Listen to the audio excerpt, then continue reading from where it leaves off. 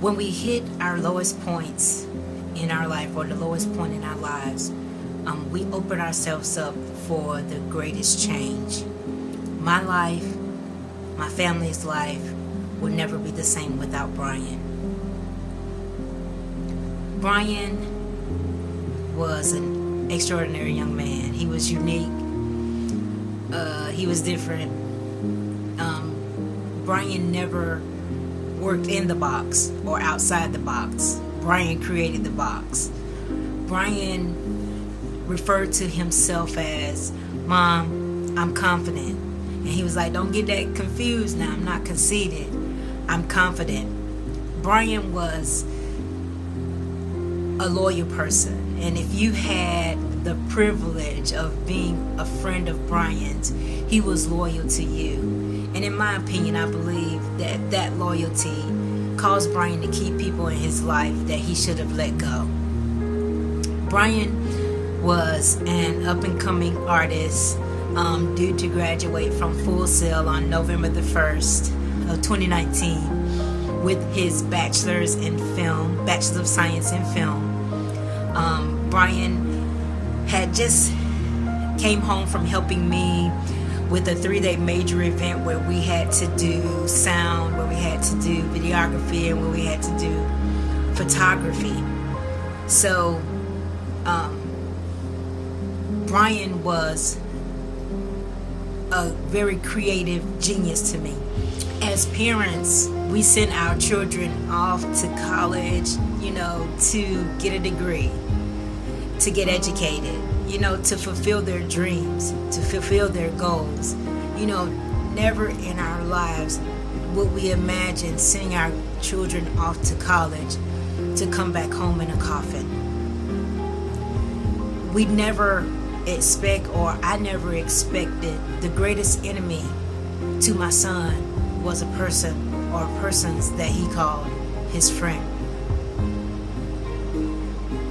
So let's journey back to, and my story starts back on October the 4th of 2019. It's a Friday night. Or let's go back to earlier that day. Me and Bryan had been talking. He had texted me that morning, and Bryan was letting me know he's a skateboarder. So he was like, "Mom, my power cord just failed. It broke. I need you to order me a power cord for my skateboard." And I was like, "Okay, no problem. I'll order it for you." I get it ordered for him, send him a text, show him the confirmation code. Same as we did when his remote for his skateboard stopped working. Bryan has 2 skateboards. So he has his manual skateboard and he has his powered skateboard. So we talked that morning, or text that morning. And then that afternoon he called me, I guess once he finished with class or finished with his group, because I knew he was working on his final project at Full Sail. As a Full Sail alumni, I know what all of that looks like, working on your final project, getting with your group. So I know he was extremely busy at this time. So he called me and he was like, "Mom, guess what? I wasn't only grip today," grip meaning the person who sets up the lights, sets up the stage, etc. He was like, "They chose me as talent today." And I was like, "That is spectacular," So he's like, "Okay, Mom, I'll send you the B-roll," which B-roll is behind the scene footage. And I was excited about receiving it. We hung up. He's like, "Mom, I love you." And I was like, "I love you too, son." And our phone call ended. And like I said, it was around 2:30ish that afternoon. So he didn't send it right away. And that's okay, because normally if we're going to send each other something, we'll send it 2-3 o'clock in the morning, because that's just how we roll. Bryan was not only my son, we had a friendship type relationship. Even though I was his mother, he was able to talk to me. We had that kind of relationship because we were both media geeks, so to say. We love photography, we love videography. Bryan he was a producer, he was a writer, he was a great person. Bryan will be what I call a GOAT. He was the greatest of all time. But getting on to Friday the 4th, and on to Saturday, that Saturday. He hadn't sent me the footage yet, so I really wasn't like panicky or nervous or anything like that, because I knew he was doing his final project. So I know he probably was with his group, or on set, or somewhere on Full Sail campus. So that Sunday came, and that Saturday I text him, "Hey son, just checking on you. Haven't received that B-roll yet." So that Saturday I hit him up, text him and said, "Hey, look, I haven't received that B-roll yet. I'm looking forward to getting it from you. Just check in, let me know you're all right," or whatever, something to that aspect. Because me and Bryan also, when he went away to school, we had a check-in that he had to do. It's either he checked in every day or every other day, just so I know. And that's how we kept in contact with each other. That's just how we did it. That's basically just how we roll. So that Sunday I was headed to work, and I hadn't heard from him. I texted him and called him throughout the night. No answer. So I was speaking with one of my friends before I started my shift at UPS, and I was like, "I'm concerned about Bryan." Had a pit in my stomach. I said, "I'm concerned about Bryan." I said, "I haven't heard from him." I said, "But I know he's doing his final project, so he might be tied up on set." And she was just like, "Well, just give him a call him again." And I was like, "Okay, I'm going to check in with him again before I start my sort here at UPS." So I called, after I finished talking to her, I called him again, and there was no answer on his phone. So I was a little worried, a little panicky, had a little pit in my stomach that was like, something is not right. So worked the sort at UPS, mind on Bryan the whole time. Concerned about him. And so that Monday came, early that Monday morning. I text two of his friends. We'll call them friend 3 and friend 4.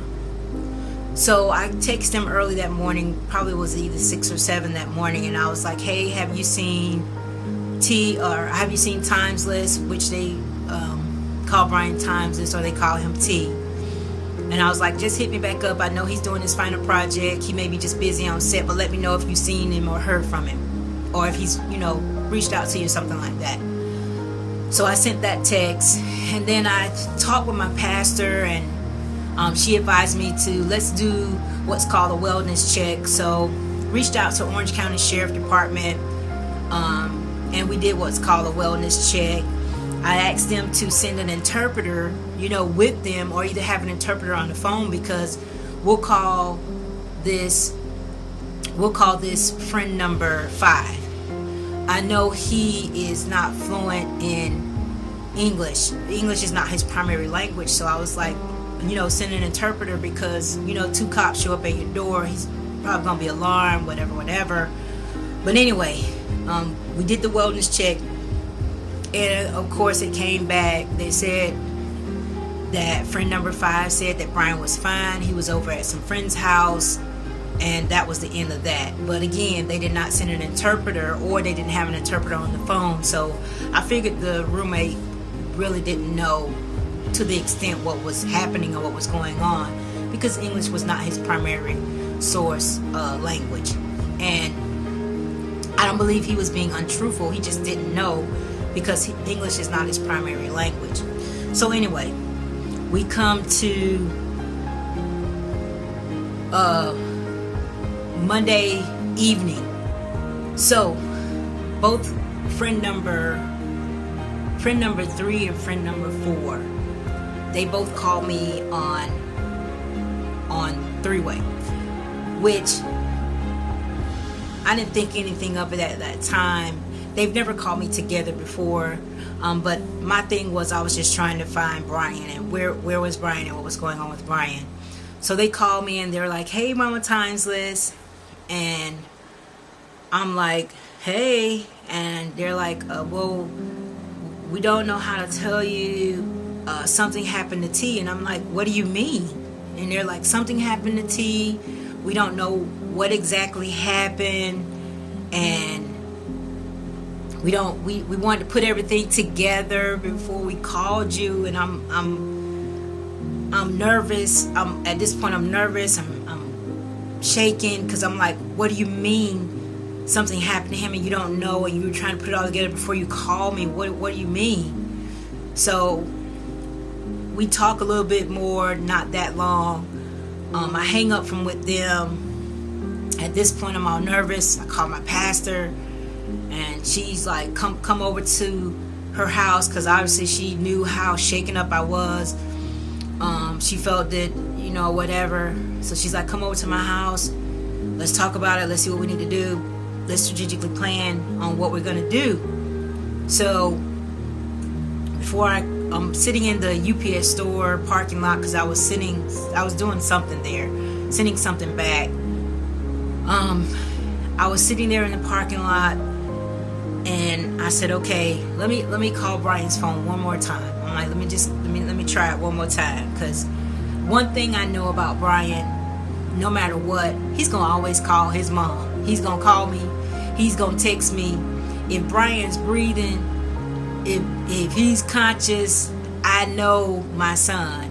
He's gonna call his mother, regardless. So I'm like, let me call his phone one more time, and let me see really what's going on. So I call his phone, and we'll call this. I call his phone, and the person on the other end, we'll call him friend number 2, which I didn't know it was friend number 2. I thought it was Bryan. Answers Bryan's phone, and he's like, hello, and I'm like, Bryan, and he's like, no, this is not Bryan. So immediately I'm like, what are you doing with Bryan's phone? Where is Bryan? What have you done with Bryan? And I mean, I'm angry, because I'm like, and then I'm trying to, stay the parent, because I don't know what's going on. And I'm like, he was trying to tell me something. He was like, yeah, something happened to T. I'm not sure what it was. And he was telling me this story that, and caution for younger viewers, viewer discretion is advised from this point on in the documentary. If you have any young viewers that are viewing this, any young people, you might want to let them go out of the room. This is for adults only. He was letting me know that him and Bryan was at this party, and him and Bryan was doing LSD, and this is what they're telling me now. This is friend number 2, what he's saying to me on the phone. So he's telling me all of this. So in my mind, I'm like, I'm coming to Orlando, and I'm coming to get my son's phone, and I'm going to find out what happened with my son. That conversation ends. So I make it out to my pastor's house, and we're discussing. It's fairly late at this point. We're discussing, what we're gonna do. I let her know that something is wrong. Bryan isn't answering his phone. But I also let her know that he's doing his final project, so he may be on set, or he may be somewhere on Full Sail campus, with his group, trying to get everything taken care of. At this point, I'm concerned. There's a pit in my gut, but in my mind, I know I'm going to find him, and he's going to be all right. There's no,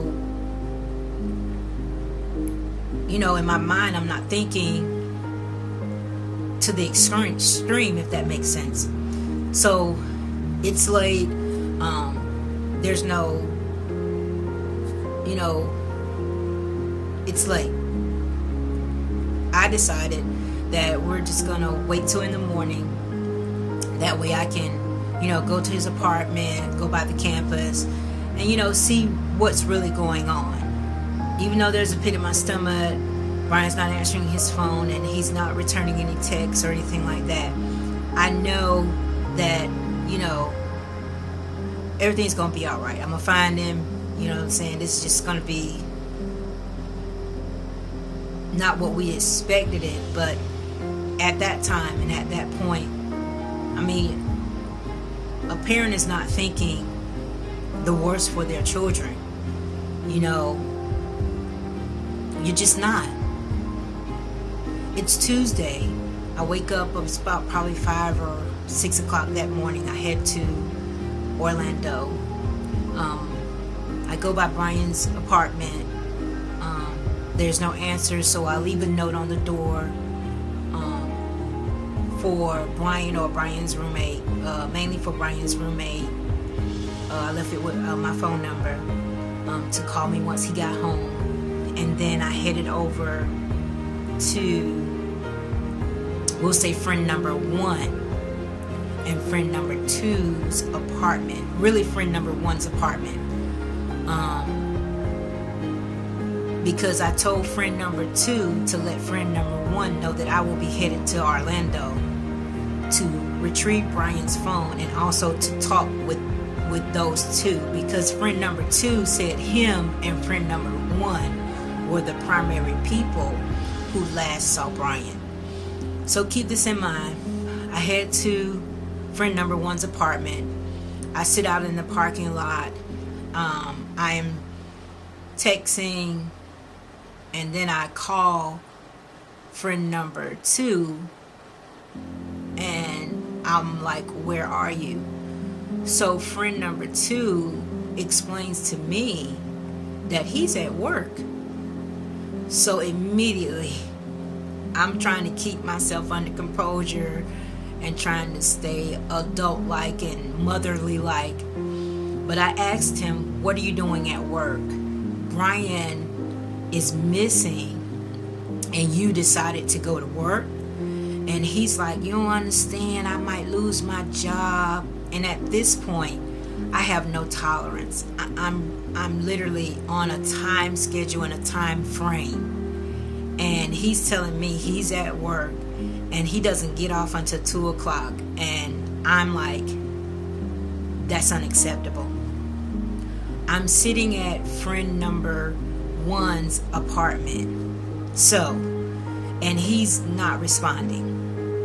So at that time, no red flags came up. No red flags. No, I'm just trying to find Bryan. That's my whole thing. I'm just trying to find Bryan. So I leave friend number 1's house and I start searching Orlando.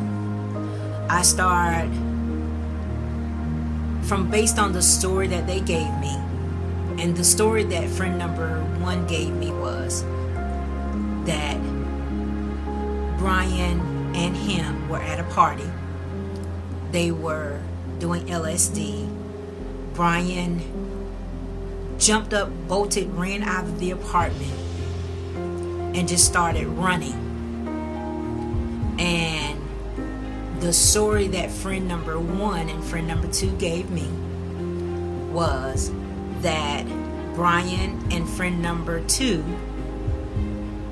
and friend number 1 and friend number 2 started chasing Bryan out of the apartment to go catch him.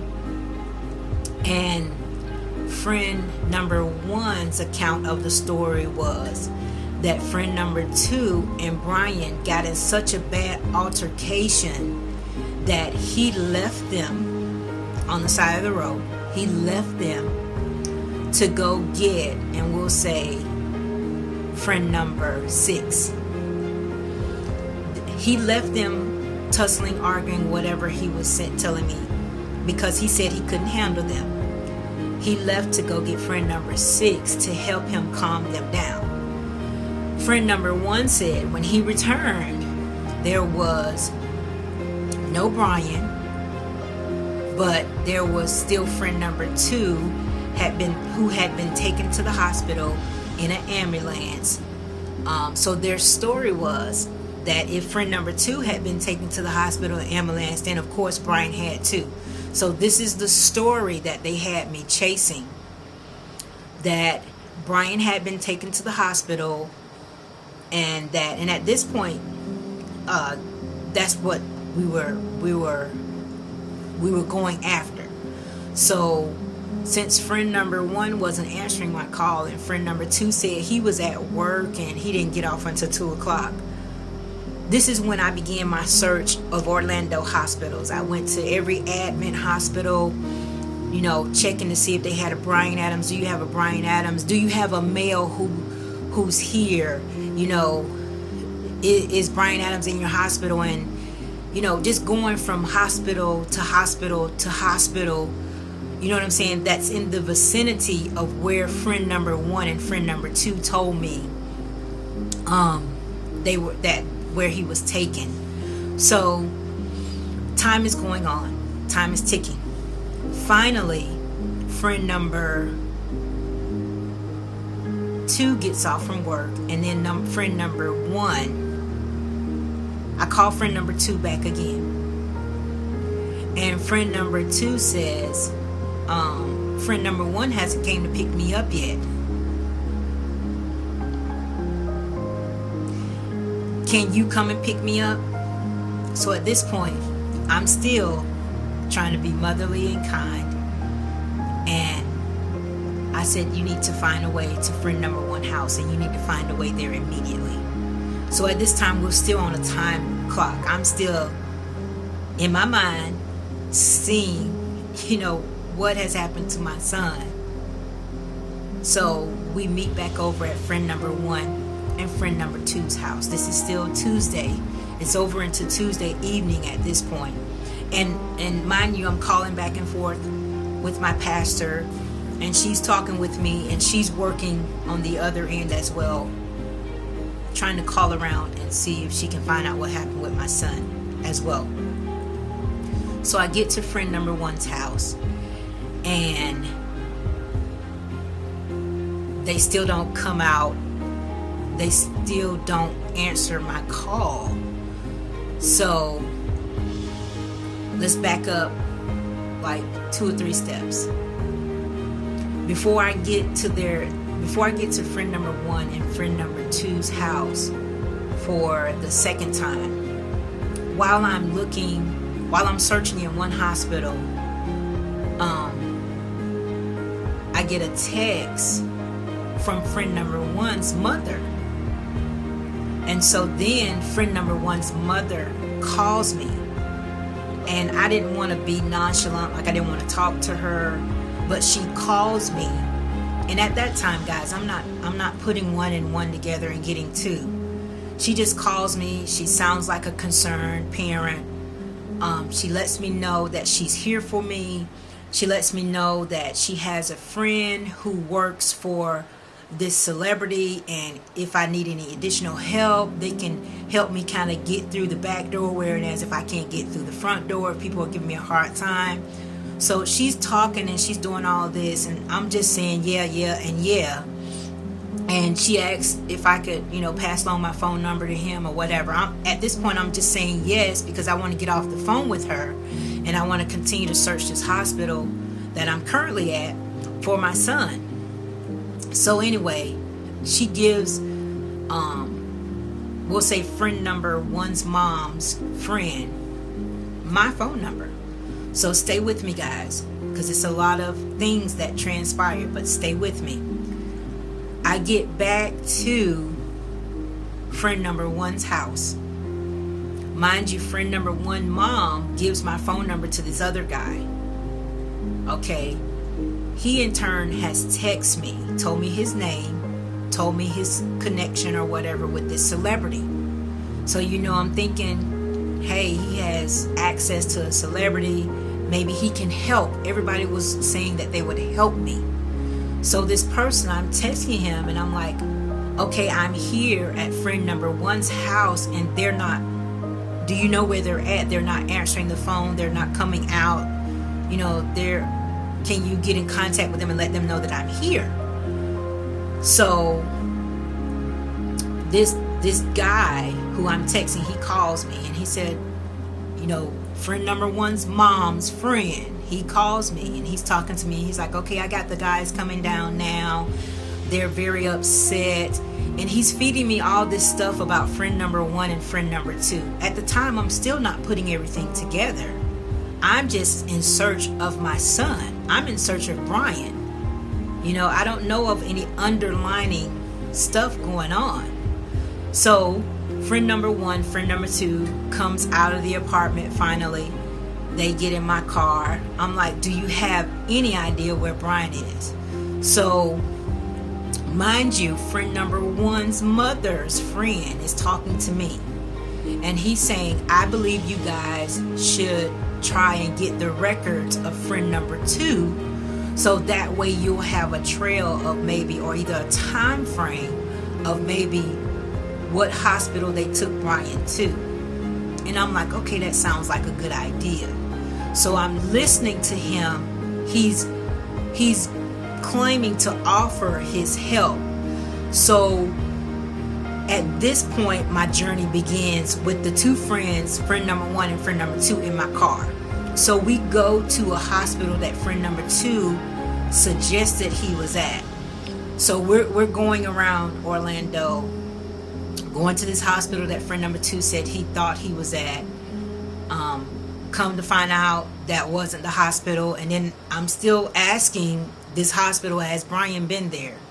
So ultimately, we get to the hospital where friend number 2 was admitted at. We get his records.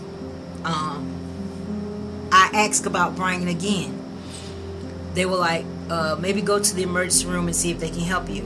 So the sidebar to all of this, friend number 2 or friend number 1 is crying profusely. I mean, he's crying everywhere we went. He's crying. And I'm already trying to hold it together, but he's just crying. He's crying. Friend number 1 is like he's in another world. But I didn't let that deter me. I'm like, I'm just going to stay focused, because we're going to find Bryan and we're going to find out what happened. Oh yeah, and you want to know, did I get Bryan's phone? Yes, I immediately got Bryan's phone from friend number 2, but I just stuck it in my, stuck it in the cup holder of my car. And I just held it right there. So we go back to friend number 1's apartment. And I tell them to tell me the story again. And I said, this time, I want you to take me down the street where you say Bryan ran. Because they were saying that the party was at friend number 1's house. So we walked down University. And I was asking them, I'm just asking questions. I was like, well, how did you all get Bryan's phone? So friend number 1 was like, well, see what had happened. Bryan was running down here because friend number 2 had nothing to say. He was just like, I was so high, I can't remember nothing. I don't remember what happened. So friend number 1 was like, Bryan was running, and he made the story that, like, right when Bryan got in front of this fire station, he was like, Bryan's phone fell right here, and this is where we picked it up at. And so I'm like, okay, guys, I'm still not putting 1 and 2 together to get 3. I'm still in my mind just trying to find my son. So they tell me, they go up by the bus station, and they was like, okay, this is where the tussle happened. And I'm like, and then he was like, no, he went up a little bit further from the bus station. He said, no, it happened right here. And I was like, okay. I say, so this is where you left them? And this is where friend number 1 say he left friend number 2 and Bryan. So I'm like, okay, well, where's Bryan's bag? I said, because I'm just trying to think, guys, because Bryan's bag is where he carried his laptop. Bryan's bag is where he carried his Full Sail ID, where he had his camera, where he had all his stuff. So I'm thinking, because in my mind, I'm thinking, if Bryan has his bag with him, then, I'm not thinking about all the details that I have now. So at that point, I'm relaying all this information back to my pastor, and I'm talking to my family, and my family is like, this story isn't making sense. And you got to mind you, I'm in Orlando with them, and at this point now, I'm beginning to think, no, this story isn't making any sense, what's going on. But I'm still trying to stay calm, because I have friend number 1 and friend number 2 with me, and I don't have Bryan. So we continue the search. We continue the search. As far as on Tuesday, we went to the fire station. So now we're coming to the close of Tuesday, and we're doing a final search for where friend number 2 states the ambulance picked him up. So remember, friend number 1, mother has his friend talking to me. So he's like, go to the fire station, see if they can tell you what ambulance number or what ambulance service picked them up, and maybe they can, guide you as to what hospital Bryan was taken to. So we get to the fire station that's right where they said that Bryan dropped his phone, and they picked it up and recovered it.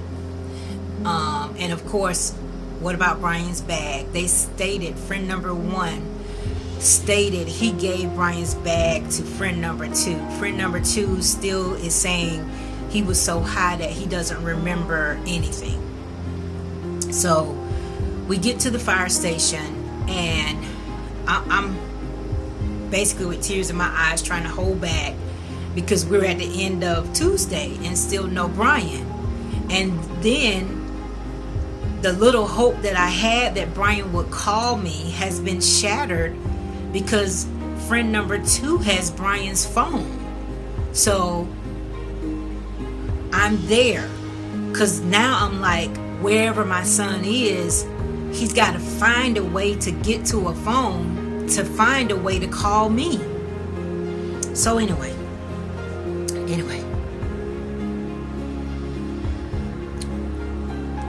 we get to the fire station, and friend number 1 starts talking to the guy, and then all of a sudden friend number 2 has input. Yeah, me and my friend was doing LSD, and I just looked at him. So one of the fire guys was very unhelpful, didn't want to help, didn't want to give us any information. A second fire gentleman who was just standing back listening, and really basically I guess he was watching my reaction, because I kept saying, I just want to find my son. And he intervened. He stepped in. He said, ma'am, let me offer you some help. How about you go to the Orange County Sheriff's Office, he said, and see if they can assist you with the 911 calls. He said, if anybody called 911, they will have the listing, and maybe that can kind of help you see if you can target, what hospital your son may be in. At this point, mind you, I'm still talking with friend number 1's mother's friend, and he's doing a whole bunch of talking. I mean, he's telling me a lot of stuff, but he's not producing any results. Now I'm still talking with my pastor. She's still working behind the scenes, and at this point she really wished I wouldn't have came to Orlando by myself, but I was just hard-headed, wanted to get there, wanted to find Bryan, all of the above. Anyway, she's working behind the scenes. I'm still there.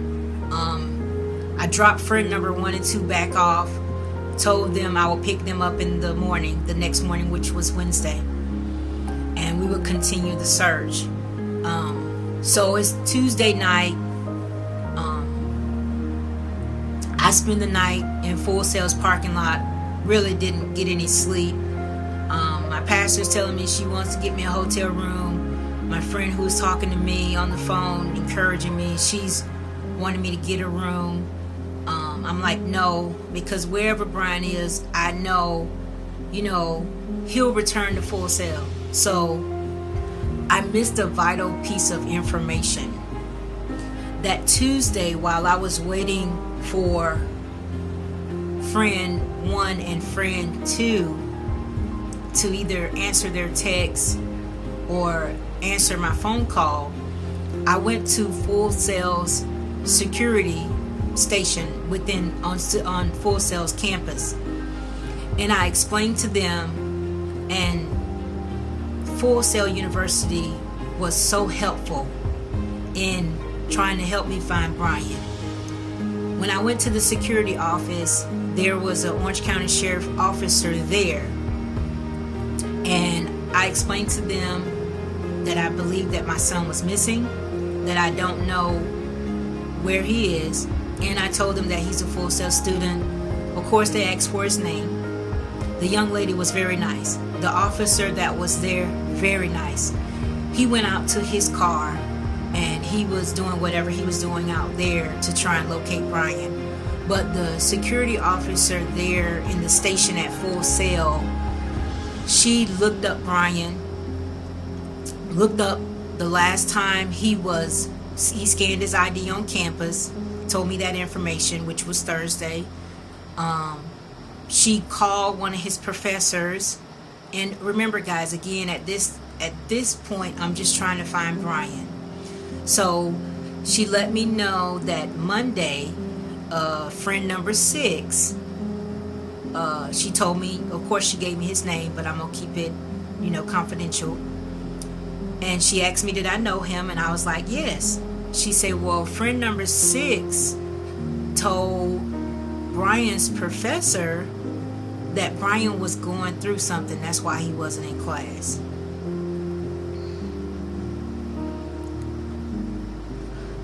Okay. So I told the security officer, I don't know why he would say that. I said, I just finished talking to Bryan on Friday.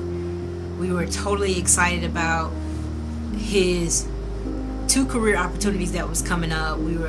He just came home. I told them the whole story of Bryan and who Bryan was, and for the most part, the Full Sail representatives that I talked to, Bryan's teacher, not the teacher who class Bryan missed, but one of the teachers who had Bryan during his final project, they're like, Bryan was a upbeat kid, he was an outstanding kid, he always had a great attitude. So anyway, Full Sail Security Department continued the search. They did what they needed to do as far as their protocol for their school, to let everyone know Bryan was missing. I left there with with strength that they would help me find Bryan. So that was the Tuesday morning before, while I was waiting on friend 1 and friend 2 to contact me and return my phone call. So we're at Tuesday night, and I spend the night on Full Sail's campus, and I'm watching every skateboarder who comes through there, and I'm looking for Bryan, and I'm just looking for my son, and I'm just doing what I got to do. And I know if Bryan was if he was gonna come somewhere, he would come to Full Sail if he was lost, or if by chance somebody had taken him, they would drop him off at Full Sail or something. I'm thinking like that. I'm not thinking no other way, but my son is gonna come back to me. That's all that I'm thinking. So Wednesday morning comes. It's Wednesday morning now, and I'm talking to my pastor, and she's talking with the team, and we're trying to locate Bryan. We're letting my family know I don't have word yet. We had already made it public on Facebook, that Bryan's missing. Have you seen him? All this kind of stuff. So it's Wednesday now, and I'm feeling really sad. I'm feeling really heartbroken because I'm feeling this way, and I'm feeling like really bad. So I'm still with friend number 1, and I'm still with friend number 2. Wednesday. The search continues Wednesday of the different hospitals, and then friend number 2 said he was taken to a psychiatric ward. So that also included the search of the mental institutions, because friend number 2 said they held him for a period of time to make sure that he wasn't a harm to himself. And of course, I'm still speaking with friend number 1's mom's friend, who's giving me all of this advice and telling me all this stuff, but yet hasn't produced any results. and I'm still talking to my family, and I'm still talking to my pastor. So Wednesday search, we're continuing to search the different hospitals. We're continuing to search the different psychiatric wards or mental places, because friend number 2 said that they took him because of his condition. They dismissed him from the hospital, and they admitted him to a 72-hour hold or 24-hour hold, whatever hold, psychiatric hold, to make sure that he wasn't harmful to himself or to the public. So Wednesday was a whole search. It was a whole nother search in itself. A continued just searching Orlando, searching the hospital, searching. And finally we get to Thursday. So Thursday arrives, and my pastor arrives in Orlando as well that evening. But before she arrives, and at this point, guys, I'm frustrated. I'm not wanting to talk anymore to friend number 1 or friend number 2 or friend number 1's mother's friend, because he's telling me all this information, and I basically told him, I'm like, you're just talking, and I'm just trying to find my son, and we haven't found him yet, and today's Thursday. So at this point, we go to another Orange County Sheriff's Office, because there are like several different Sheriff's Office. I went to several different Sheriff's Office, and it wasn't the right one, because of the different divisions. It's almost like we're on a wild goose chase. But finally, I get to an Orange County Sheriff's Office. Friend number 1, of course, is still crying, and we get there, and friend number 1 is explaining the situation to them, and friend number 2 is standing there, and I'm in the lobby, and the officer that's behind the glass, she's talking, and they're trying to put it together. So I had a meltdown. I just started, I said, my son is black, he's missing, and you all do not want to offer any help. I'm like, I don't understand. All I'm trying to do is find my son. And there were a couple other people in the waiting area, and they started shaking their heads, because I'm literally in tears now. So friend number 1 has his mother's friend on his phone, and so they tell me friend number 1's mother's friend wants to talk to the officer. So we're there for like some hours, and the lady is she's trying to pull the 911 report. This is what we're trying to get to, is the 911 report of when friend number 2 allegedly said he was taken to the hospital by ambulance. So we're there, and the lady is searching the records. Like, it's Thursday, and we're basing the information off on the weekend. So she really doesn't have what day to go on. She doesn't have whether it was Saturday or Sunday. So she's searching thousands and thousands of 911 calls. So it's literally by the grace of God, when we got ready to leave that location, because at this point I don't want to talk to friend number 1, I don't want to talk to friend number 2. I just want them to get in my car and I take them back to friend number 1's apartment. I don't want to talk to friend number 1's mother's friend anymore, because I'm frustrated. My pastor called me. She let me know she's on her way. I'm just basically waiting on her to get to Orlando so that I can find out what else we need to do next, because today is Thursday and still we haven't heard from Bryan. So by the grace of God, it's an older officer. She gives me this report number, and while she's giving me this report number, she's telling me, and mind you guys, this is all, I didn't know what I know now. She gave me the report number. She said, this is a hit and run. She said you need to go, you can go get a copy of this report. And she gave me a piece of paper that had the listing where you go get the copy of the report and the address of the other Orange County Sheriff's Office that you get your, they have the records and you get a copy of the records. So my pastor was on the phone and she heard the lady talking, and she said, Sabrina, because we filed a missing persons report, she said, asked her, what do you do, or how do you find the officer who was in charge of the missing persons?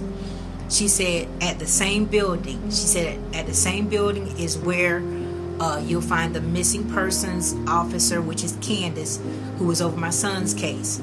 And she said, you'll find her there and you can get a copy of the records. So at this point, I'm like, okay, great. I can get to talk to someone in person. Because mind you, when we filed the missing person report, we had our family also had somebody behind the scenes that was working as well, that was a retired police officer who was trying to talk with them as well concerning the missing persons report. And the whole thing with the missing persons report, how Orlando does it, there's 24 hours before they actually start working on the case and all of this. They have to do all of those procedures before actually going, I guess, to look for the person. So my pastor telling me to ask for the officer's office location helped us because we were actually going to the same building. So we get to the office where we can get a copy of the records, and we get to the office where we can speak to the missing persons officer named Candace. So I get to the window. The people let me know that they're making a copy of the record, and Candace is not at her office right now. And I was like, can I wait for her? And they were like, sure. We'll let you can call. We called her on the phone, left a voice message letting her know that we were waiting there. At the time I sent my pastor the address where I was at, she was headed to Orlando. And so we're basically now just sitting outside the building on Thursday waiting for this officer Candace to get back to her office. Okay, meanwhile my pastor is talking to her connections, and they're searching for Bryan. And once my pastor gets to Orlando, she wants to talk with friend number one to recount what his story was. So she's over there talking to him and getting what he's saying, happened and the story that went down. And once we interview her, she'll tell you, or she'll share with you what their conversation was like. But in the meanwhile, I'm still sitting on the bench. I'm not paying him any attention because I'm at this point, I'm just waiting on this missing officer to get back to her office so that we can speak to her to see if she's found Bryan.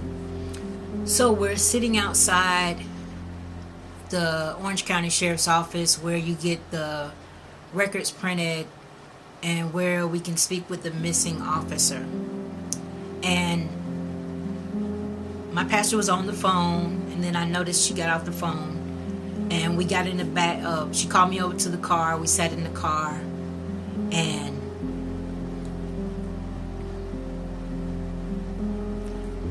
previously she had asked me about Bryan's tattoos and all that stuff. So I wasn't, I was just figuring they were just trying to identify who he was and, all that stuff. So at this point, guys, I still didn't put one and two together. But she sat in the back of the car, and both of us, we sat in the back of the car, or and she told me, she called my name, and I would never forget the way she called my name. It just sounded different. And she's like, Sabrina, Bryan is gone. And that's the worst news. I'm looking at her, and she's like, he's gone. And she's like, we're 90% sure that it's Bryan. And in my head I'm thinking,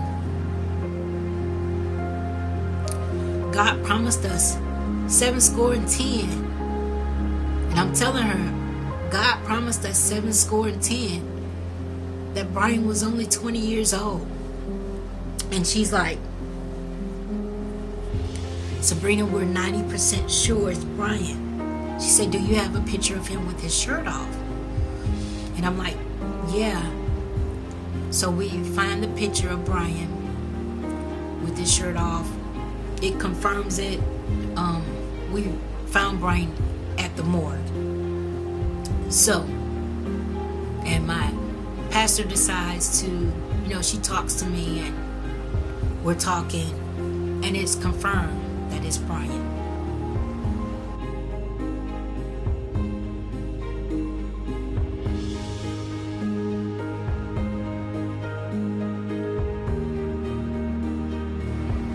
That part that we just went over, that's the background to what I experienced leading up to finding out that Bryan passed away. And then here is the report on what happened with Bryan. According to the records on October the 4th, and viewer discretion is advised. Any young people, this is very hard information to hear, so have your younger viewers step away. But according to records on October the 4th, 2019, Bryan was involved in a pedestrian versus vehicle. He was hit, and Bryan was hit twice. He was hit first by the first vehicle, which was a hit and run. The second vehicle did not notice Bryan until it was too late, and he hit him, but he pulled to the side, according to 911 records, and according to the young man who hit Bryan. This is what he did. Bryan was taken to Orlando Regional Medical Center, where they pronounced Bryan dead, brain dead, on October the 7th, and they say Bryan passed away on October the 7th. According to the records and according to the records and according to what I have been reading, when I started reading over Bryan's medical records, and then when I started reading over the 911 reports, and also I discovered once I looked at Bryan's phone, because Bryan is the type of person that he's always recorded wherever he went, because he's a videographer. He always wants to he's always logged his life. He's always been that type of filmmaker. He's a filmmaker. So just by chance, his phone was already unlocked, but I didn't think of anything at that point why Bryan's phone was unlocked. Like I say, guys, I was so focused on finding Bryan that I didn't think that it would be a friend or friends that harmed him. That was just not a thought that was with me. But as I went through Bryan's phone, when I went through his phone, I found and we're going to share this video with you, and we will warn you that this video is very disturbing. Very disturbing. So any younger viewers, please have them leave the room. But we will share this video with you. And the whole reason behind this documentary is that I don't want anybody else's Bryan to go through what Bryan went through, or to go through what I went through. I don't want any other parent to have to experience what I have experienced from October the 4th of 2019 up until now. So here's the report as far as what happened with Bryan. And mind you, I had received a letter before I left Jacksonville from the bus department, and it was addressed to Bryan. So I had put it in my car. I didn't even look at it. But I took the time and I looked at this letter. And because at this point I found out Bryan passed away, so I'm opening his mail now. And in this letter, it stated, you have some possessions at the bus station that you need to claim. Now I'm confused because I'm like, what do they have of Bryan? Because Bryan doesn't ride the bus. He doesn't do buses. So I found out Bryan has passed away. I have a letter from the bus station. And I know Bryan doesn't do bus stations. And the letter states that you have, we have an article of yours in possession. So I'm like, because I have all these questions, how did Bryan end up at the morgue?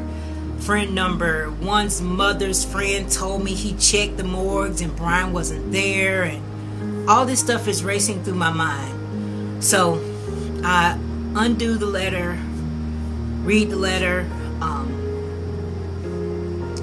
go through Bryan's phone, and like I say, we will take a look at the video. It's very disturbing, but I believe the video speaks volume as to Bryan's ability to record what happened to him. And unfortunately, it happened to him by the people that he called his friends. So I'll let you take a look at the video yourself. We are going to provide an email. You also can contact the Florida Highway Patrol if you were there that night and you saw the hit and run. But let me get to these details so that you can understand more why we want to make people aware. So I go to the bus station. I retrieve what they had that belonged to Bryan. Once I went to the bus station, showed them the death certificate, showed them my ID, of course. They came back with Bryan's ID, his medical card, his bank cards, and they had them in a rubber band. They gave them to me. It was like, this is what we found. So I'm totally confused now. I'm confused. I'm crying. I'm upset. And I had a driver and I had my friend with me. Both of them were helping me out as far as, being there, because that was also the night that Full Sail had honored Bryan, and he was the featured artist for grad night. So I was taking care of all of that, and once again, Full Sail was amazing. But to go back and let's trace out the timeline for Bryan, and with this video and with the 911 reports. Okay, in reading the 911 reports, it shows that friend number 2 was seen at the roadside with Bryan. Now here's my question. I don't know, based on the video, were you trying to stop Bryan as your story said, or were you trying to help, get rid of Bryan? This is based off of me reading the 911 calls that everybody was witnessing. Why is this black male laying in the road? Why is, it's pages that at that time I didn't read. This is the same report that the officer gave me, and she said, here's a hit and run that happened. But in my mind, I'm like, Bryan wasn't hit and run. But now that we have all the information coming in, and now that I'm reading the report, now that I've seen the video in Bryan's phone and the videos in Bryan's phone, the videos clearly show that Bryan was with friend number 1 and friend number 2 prior, on that Friday night. Viewer discretion is advised. What the fuck?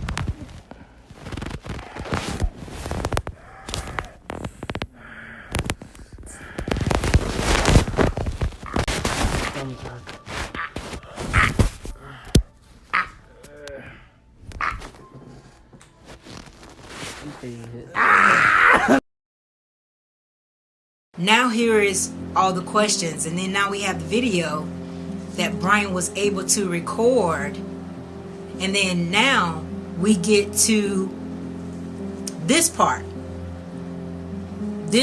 wherein as Bryan's in the hospital. Bryan had a head injury. The second car hit Bryan. It was a head injury.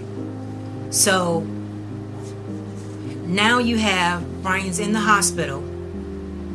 Bryan is unidentified.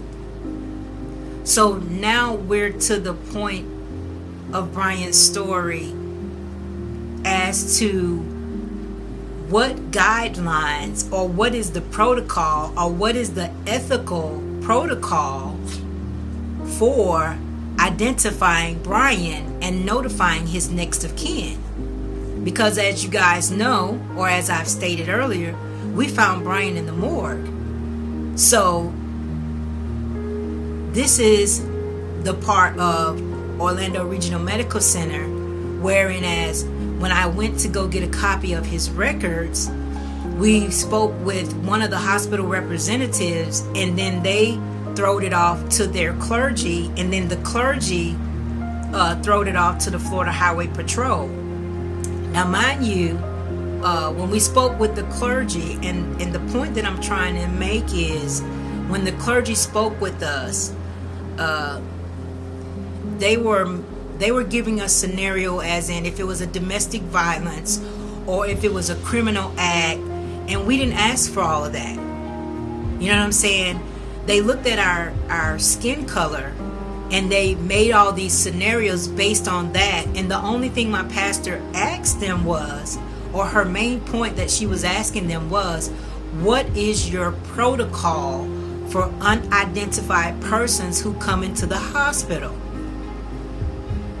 So now we're at this point where they're putting it on the Florida Highway Patrol. Now, I want to let you guys know that as of this day, the Florida Highway Patrol has not contacted me to officially let me know that my son has passed away. Now, from reading and researching and from what was told to my pastor, the Florida Highway Patrol has to, because it was a hit and run, they are the persons who notifies the next of kin once the person has passed away.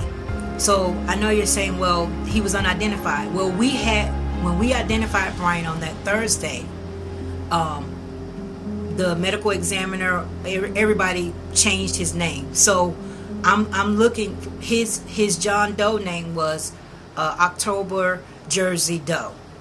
So once we identified him, that's the call that I was looking for, because number one, we still don't have Bryan's laptop, which contained, all of his writings, all of his music productions, all of his projects, all that stuff. We don't have his camera. We don't have all the content that was in his bag that he carried. We don't have it, which is full cell ID. We don't have Bryan's shoes, none of his clothes. We have nothing that was on Bryan's person when he passed away. Now, according to records, the only thing that they say my son had was one sock. And we still don't have that one sock. So my question goes now back to the hospital. We're back on the hospital. And the question is, how do you, or what is your protocol for unidentified persons? You know what I'm saying? Why do they have the authority to let an unidentified young man be unplugged and then sent to the morgue? Now, here is more of a twist to my son's story. Bryan did not make it to the medical examiner's office or the morgue until October the 9th. Okay, mind you, they say Bryan passed away on October the 7th. Okay, my question is, because of my background, and I was able to read maybe like the first 7 pages. I couldn't get beyond the first 7 pages of his medical file, which is pages and pages. But my question is, his date of death says October the 7th, but there's also October the 8th that states cardiac arrest. So my question is, what happened to my son? And why? He's 20 years old. Bryan and I both are organ donors because we both understand the value and the quality of life. So my question is, he's 20 years old, he's in good shape, and as the medical examiner stated, he doesn't understand why they didn't identify Bryan, because he doesn't look homeless. He doesn't look like he's a person of the streets. They didn't understand. They didn't have an answer to give to me. The only person who was talking to me was the medical examiner. I've been back and forth emailing the Florida Highway Patrol, Orlando Regional Medical Center. I have not reached out to them because when I did talk to them, they made it seem like they cannot talk to me without a power of attorney, even though Bryan's passed away. They made it kind of difficult for us to even speak with them concerning this situation. But my thing is, how did they automatically label my son? Because once you look in his records, and once I was reading through Bryan's records, the only time when someone was concerned about Bryan's identity was when the person from the accounts representative, he came in Bryan's room, and there's a note on Bryan's chart that says he went to the patient's room to see who was going to be responsible for the bill, and he was unable to talk to the patient. So my thing is, the only time that Orlando Regional Medical Center thought of identifying my son was when they were concerned about the bill. I don't understand that. And then here's another question that I have. When Bryan was younger, there was a lot of missing children going around Jacksonville, and at that time we did a fingerprint kit, and that way if anything had ever happened to Bryan, we already had his fingerprints on file. My question, and my family's question as well, is why didn't you fingerprint him? Why didn't you identify him? The world that we're living in now, a world of technology, even if his face was, you didn't want to put his face on, you could have put a cartoon representation of him, or annotated representative, or you could have did a cartoon drawing of one of his tattoos, you know what I'm saying, and put it around to see, on social media, to see if anybody could identify him at least. That's my question, and that's the question of my family. That's the question that we have. Why didn't you identify my son? His black life did not matter enough to identify him. Even if Bryan's life was, and according to his records, Bryan was doing some amazing things for a person with a head trauma. So, and then as you read in his medical files, Bryan's health started deteriorating, but that's because one doctor made a decision, and then the other doctors changed their statement to match that doctor's statement. Did you do everything to save my son's life, or at least save his life long enough for his family to make the decision? It is not right for a hospital to make the decision to end someone's life, especially, and he's 20 years old. I don't believe there is no ethical committee or ethical board that will allow someone to end someone's life. And remember, guys, this was before COVID. So there was no bed shortage. There was no ventilator shortage. So why did you label my son based on when he came in? You didn't see my son as someone who had been drugged by his friends. You didn't see my son as someone who was a victim. You saw my son as a person of an addict. You look beyond. You didn't look beyond his skin color and treat him as a patient. You treated him according to what the label or what society or where you picked him up or where you found him. Because even the witnesses on the witness report, the 3 people who are on there, I don't know who these people are, but they stated that these people were inebriated along with my son. That's not true. So, I know I was not there. The only people who can come forth were the people that was there. But the eyes that were there on the report is showing a very different picture than what friend number 1 and friend number 2 told me from the beginning. So here's the question, and here's the basis on why we're doing this documentary and why we're doing this documentary series, is because we want to bring out the awareness that my son was unidentified. My son was drugged by his friends or by his friend, while another friend just stood there and did nothing. My family wants to know, because as I searched Bryan's phone records, there were several phone calls made that Friday night. So and they weren't really long conversations, but they were long enough that somebody else knew what happened to Bryan. And my family's question and my question is, why didn't anybody call us? Friend number 3, friend number 4 didn't call. His roommate didn't know what was going on. So he's out of the picture because he didn't know. But friend number 6, there's a picture text where he took a picture, sent it to Bryan's phone and said, "I see the police cars. Where are you guys at?"